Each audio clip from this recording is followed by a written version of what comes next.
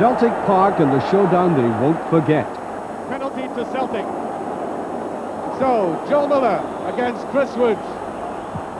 Only saved it, and it's crossed.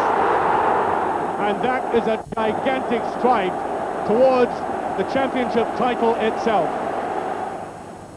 April Fool's Day it may have been, but that penalty save by Chris Woods was authentic enough. And in a city sharply divided in loyalties, as Glasgow always will be, I think it was a single moment of the season which united Rangers and Celtic supporters in the belief that the championship was heading back towards Ibrox Park. And that the balance of power in Scottish football and the perpetual seesaw between these two giants was tilting towards Govan again. But you know, when you look at Rangers' huge drawing power, you realize that their confidence is based on the loyalty of supporters who certainly endorse their policy of big spending.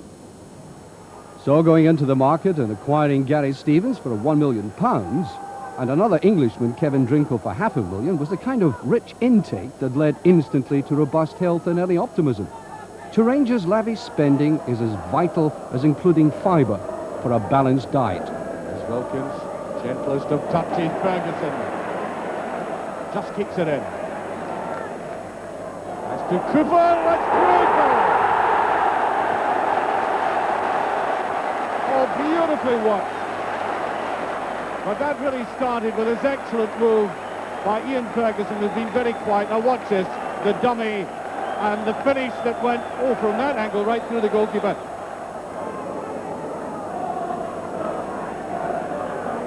Butcher.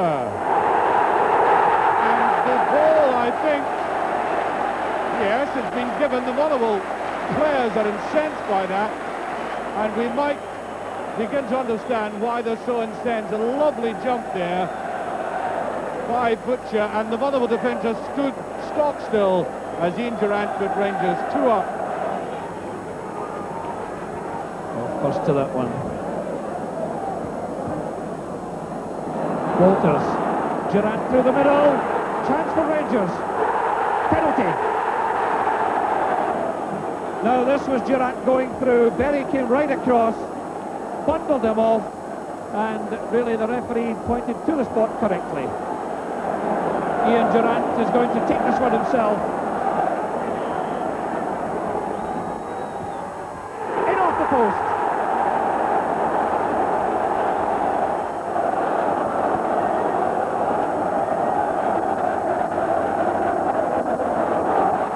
Now Walters for Rangers, turning, twisting, and put in by Nisbet.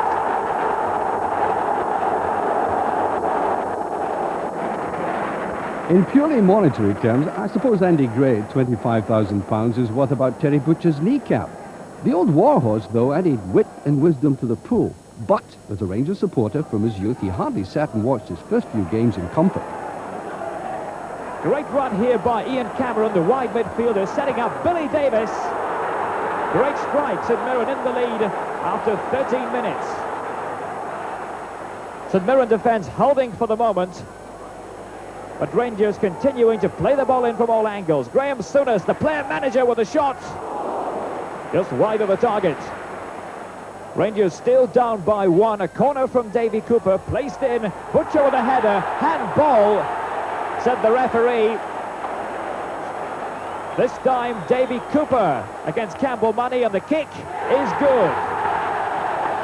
Rangers have tied it. Mark Walters again at the helm, wide on the left. Really has had a marvellous week. Walters cross, Richard Gough up looking for the ball. Here's Davy Cooper chesting it down. The flick on to Mark Walters. That's 2-1.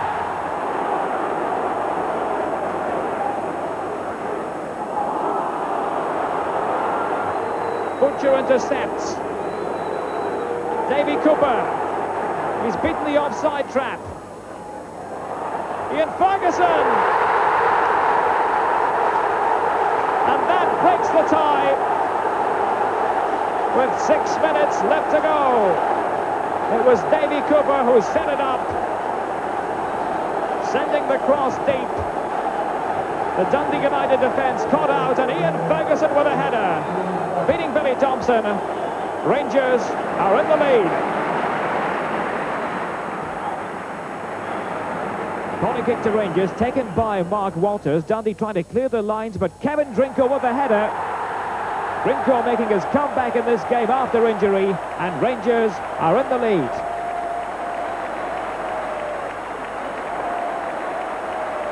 Here's Mark Walters again wide to the left. Cutting inside Billy Kirkwood, a chip by Walters. 2-0. Sometimes Rangers of old have been such bad starters to the league you would think nobody had told them it had begun at all. But that sight confirmed they had wakened up a bit earlier this time. And to their hardly impoverished role they added Neil Cooper, who on his debut returned like the prodigal to his home ground, but with no thoughts of exchanging endearments. Puts it at the near post, so is Brown. Goff beaten there by Robertson. Cooper! What a goal!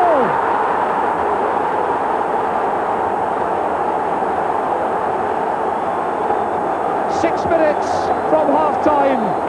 Neil Cooper on his debut for the White Blues scores the opening goal. Cleach to take the free kick.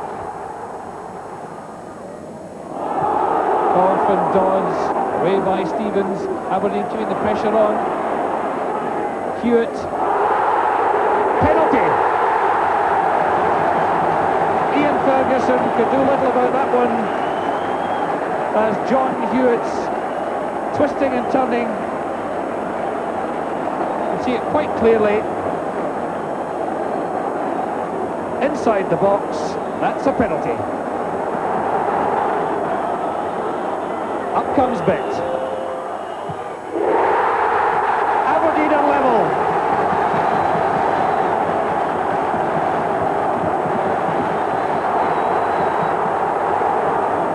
Aberdeen come again. Bett, useful ball, Wood stays, Nicholas scores! The loss of 2 points in championship terms was bearable, the loss of Ian Durrant in human terms incalculable.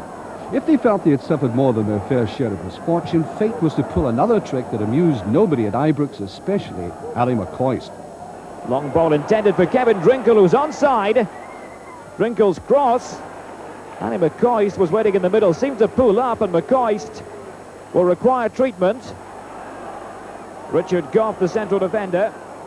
And Wilkins intercepted by Billy Davis.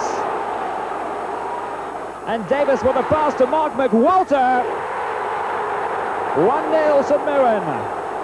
On the hour mark, Mark McWalter has broken through. Gary Stevens. Time running out for Rangers. Just over 4 minutes remaining. Wilkins with a cross. John Brown battling for it. Now Walters. Andy Gray has made the run. Andy Gray has tied it up. A late equaliser always seems the worst of injustices, but on the other hand, Rangers' instinct to hang on was clear to see. Of all the glittering prizes in Scottish football, the one that takes precedence over everything else is the League Championship trophy. But of course it does help if a club is winning other things as they go along, which Rangers did in the month of October when they won the Skol League Cup. But they were to go through, at the same time, a turbulent period. They'd already lost Ian Durrant. They were to lose Ali McCoist and Chris Woods, key figures in their side. But then suddenly, out of the blue, came a transformation off the field, which was to shake Scottish football to its foundations. The club was sold. Lawrence Marlborough, the man from Lake Tahoe, severed the long family links with Rangers, and the club was now in the hands of new director Graham Souness and the new owner, one of the most dynamic young entrepreneurs in Britain, David Murray. The opportunity arose that after meeting Graham, we came up with an idea of approaching Lawrence Marlborough, and fortunately he was prepared to sell us the club. Under the guidance of David Holmes, the club had exorcised some of the ghosts of the past and faced up to the commercial realities of a new age. But Murray was faced by the stark factors of supply and demand. Ibrox was simply too small. And he certainly got to know that, especially as he watched from the director's box Rangers youngsters whetting the appetite for more and more. Wilkins to McCall. And he's done it! A beautiful goal by McCall.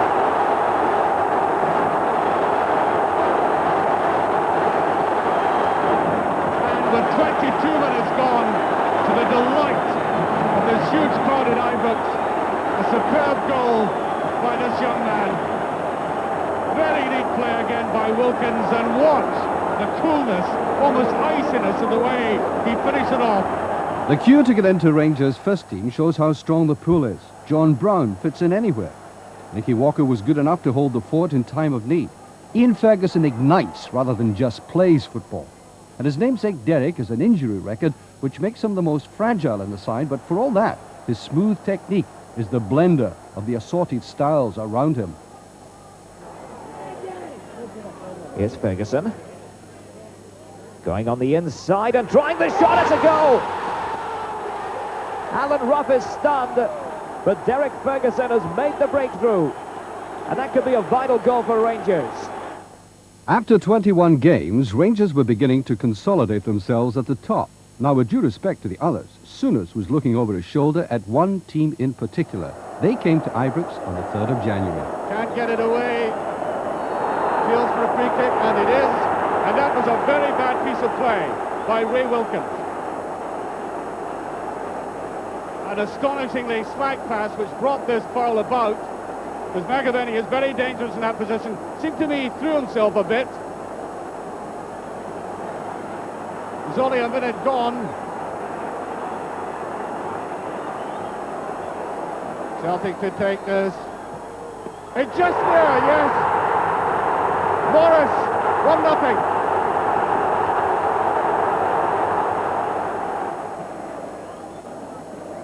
Here's Ferguson. Just gets with her. Now Walters. Now that is a free kick. Free kick to Rangers. Wilkins will take this. There's Butcher with it. It's in! Butcher, the equaliser.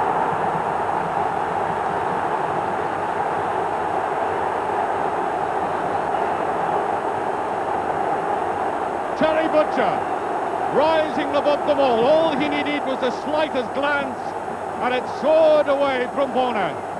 Butcher, superb in the air. Here's Walters, and Rangers get the free kick.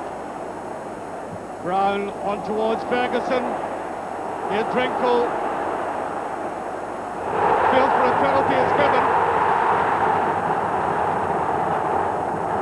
For the second game in a row, Rogan has given away a penalty. It happened on Saturday, and there was a challenge.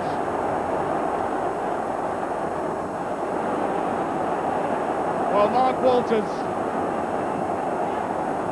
in an atmosphere that would terrify even the toughest personality, has to take this penalty kick. It's there. Rangers are in the lead, 2-1. Mark Walters puts them there. And he did that with the greatest of ease, very near the goalkeeper, but it went in.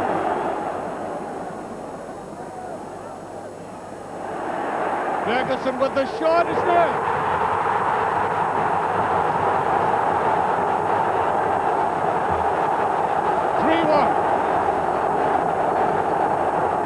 There was a deflection, I think.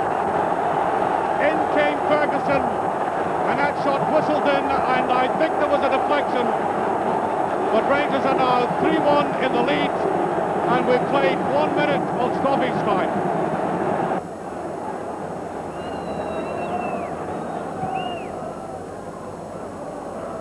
Straight to McCall.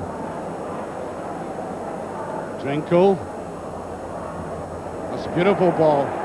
Here's Walters through. Walters with a great chance, and he done it! Number 4 for Rangers in a breakaway. Beautifully taken goal. The classic sucker punch. Rangers have been in the ropes for the last 10 minutes, and Walters gets them away from it. And that is the game well and truly won. Now, on such a day, it's easy for the victorious supporters of an old firm team to succumb to the temptation of thinking that everything is downhill from then on.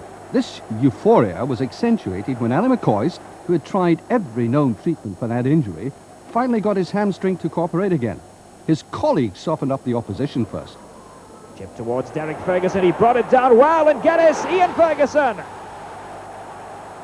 The two Fergusons combining.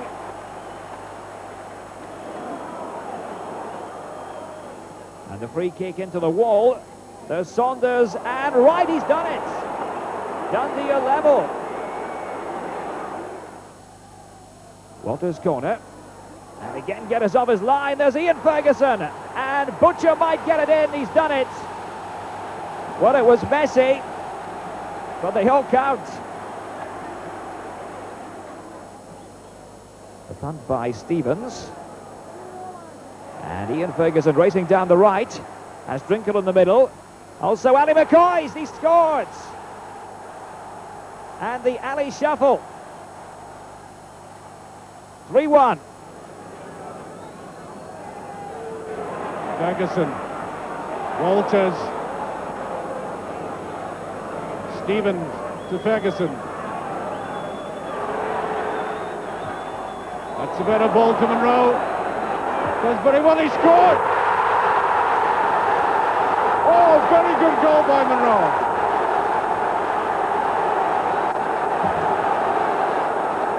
As Rangers go delirious, and here's this player who's been moved about. He's been a substitute, he's been a fullback, finds himself in again in the left-half position, and this superb pass here by Wilkins is best of the match so far. From a difficult angle, Monroe puts Rangers one up with 6 minutes to half time. And the whistles are blowing now. Maybe Mr. Wardle is taking his guidance from that East German referee. I don't know quite how long the stoppage time will be. Oh!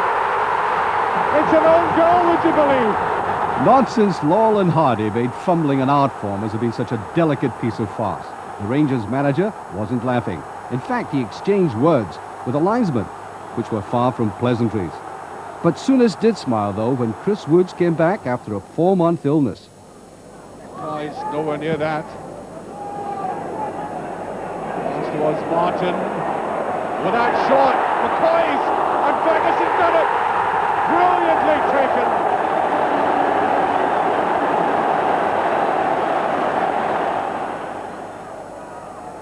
That's a touch again. And it's gone in. Chalmers, I think, put it in. Walter Smith doing a bit of bowling. Butcher is up, and there's a great goal by McCoist.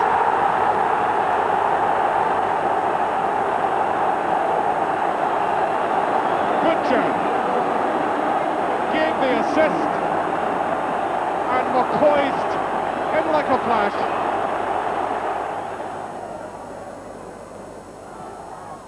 Swinging away, Goff is up. Davy Cooper. Great effort by Cooper.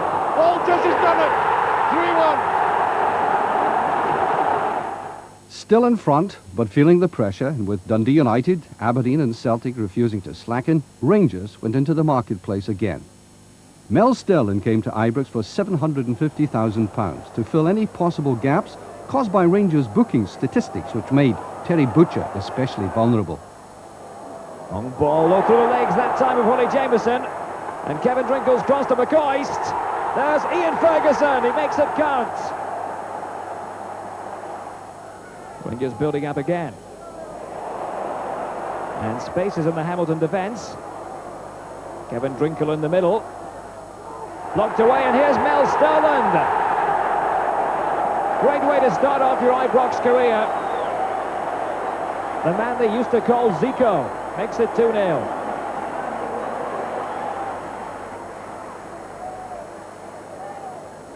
Walters going to the far post, and Richard Goff's there. He's done it. And that wraps it up for Rangers. 1 minute to go. If anybody were to say that life is dull at Ibrox, it would be a bit like saying that Niagara is merely a bubbling brook. After all, if it wasn't happening on the field, which it largely was throughout the season, it was certainly happening off it. At about this time of the year, Rangers very dramatically announced improvements that they would wish to make to refurbish Ibrox, which was already a very superb stadium. It was going to cost them £11 million. They also brought to the park a television executive, Alan Montgomery, who was to revamp the business structure.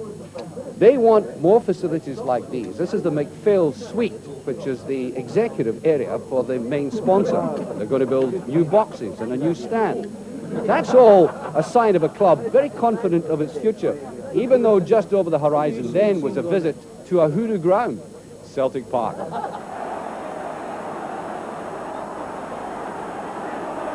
Bit of jockeying for position in there, and that's in! Drinkle!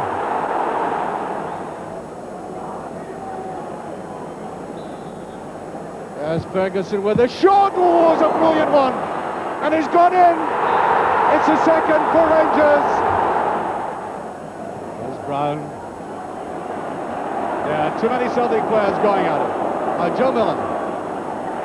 Brilliant play by Miller. Now this looks better for Celtic. Morris.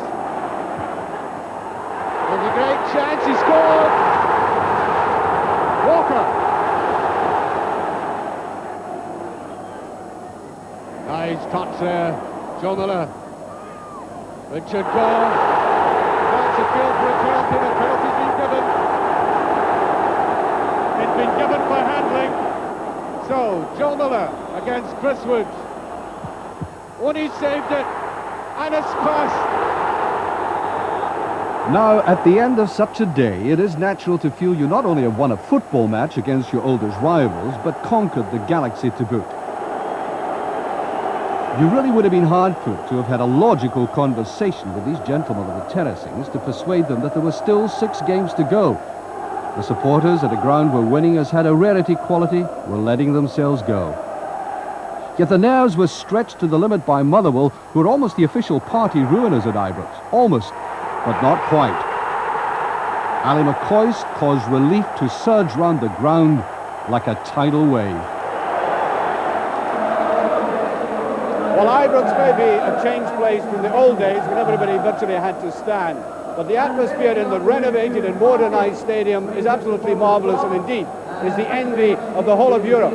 But one thing the Rangers players wanted more than anything else, and that was to win the championship this season at home in front of their very loyal supporters. So when Hearts came here, they knew they were in for a hot time. Restraint at the final whistle is simply an impossibility. Rangers celebrated with that pleasantly weary look that comes over players when they know the hard work is well behind them. Their supporters are habitually very hard to please, but having been lifted out of the rut of mediocrity which the club had settled into prior to Sinas, the celebrations simply underline the fact there can be no going back on the policy of massive investment. Their continuing success might intimidate others in Scottish football, that is certain. Souness points to the factors which made his side so very special this season. The determination of our players in pre-season, actually. The look on their faces when we're putting the hard work in pre-season. They had the hunger. And you can now, you want to talk about individual games, but that for me, I knew in pre-season we had a real chance. Do you see the league championship always in terms of passport to Europe? No, league championships will not keep me in a job. If I won a cup every year, it wouldn't guarantee me a job the following season. I know if I win a championship, that'll keep me in the job. But the club has dramatically changed. Is it on the right path as far as you're concerned? We've won the championship. We're heading in the right direction. I am not entirely satisfied with my team, and I don't think I ever will be. So therefore, I'm still looking to go forward. I'm looking to make changes. We must always look to go forward, and that may be super critical, or may sound super critical by me. But after just winning the league today, I think we can improve our team in certain areas, and I've been given the responsibility, and it's my responsibility to give the supporters the best team, because they support the biggest club in Great Britain. There's no reason why we shouldn't be the best club in Great Britain, and maybe the best club outside of that.